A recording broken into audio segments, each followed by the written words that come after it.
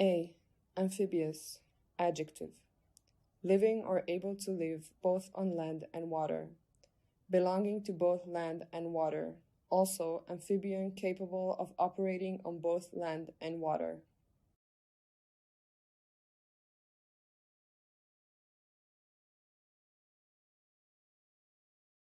Amphibious landscapes are landscapes existing between the terrestrial and the aquatic realm. They are at times water, at times land, and ever-changing in between. They are neither water nor land, nor both at the same time. They are ecological gray zones where ecologies overlap, converge, entangle, and coalesce together. They exemplify that the ground is not a stable entity. It never has been.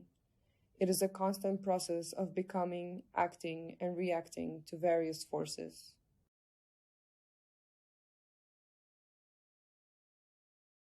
Because they are constantly built and unbuilt by water, they require a more layered and fragmented understanding of space that renders them in all their complexity.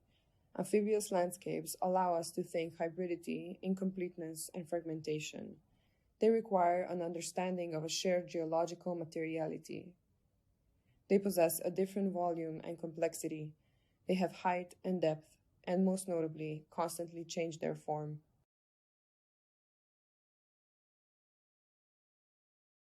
Opening up the understanding of the ground and the space that it constitutes as unstable allows one to see new interrelations constantly emerging. The ground is an undetermined assemblage of interrelations constituting an unresolved cycle of a constant evolving. Within every environment, a sense of movement can be released, a potentiality of unpredictable variation.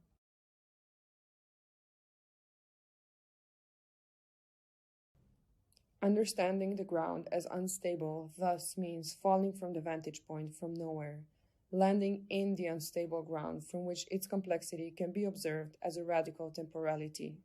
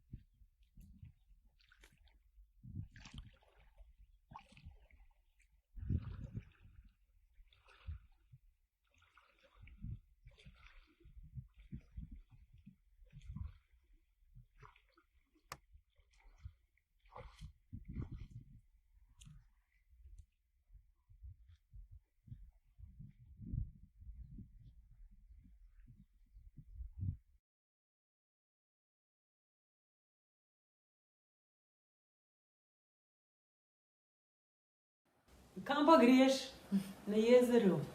A, greš pogledat, koliko je vodje.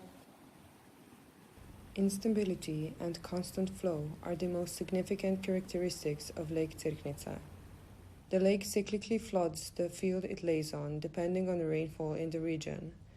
The lake not only consists of the water visible above ground, but is connected to a number of subterranean reservoirs.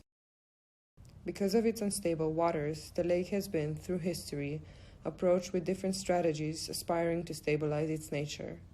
The common point of these being, the lake had to be manufactured into a productive landscape. It had to be stable rather than ambiguous.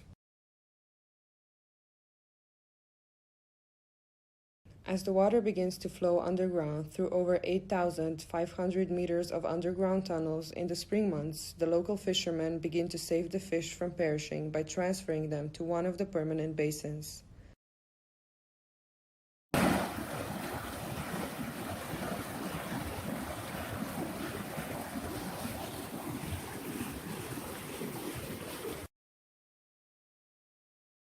This process takes approximately 20 days. The fish are moved by the flow of water. They become overtaken with mud. As the muddy fish is transferred, it is transformed by the extension of man. It becomes a new creature, an amphibian. As the man and the fish are submerged in mud, they become an assemblage of the entanglement of the multiplicity of agents situated within the landscape. They are entangled by the instability of the landscape, constantly built and unbuilt by water.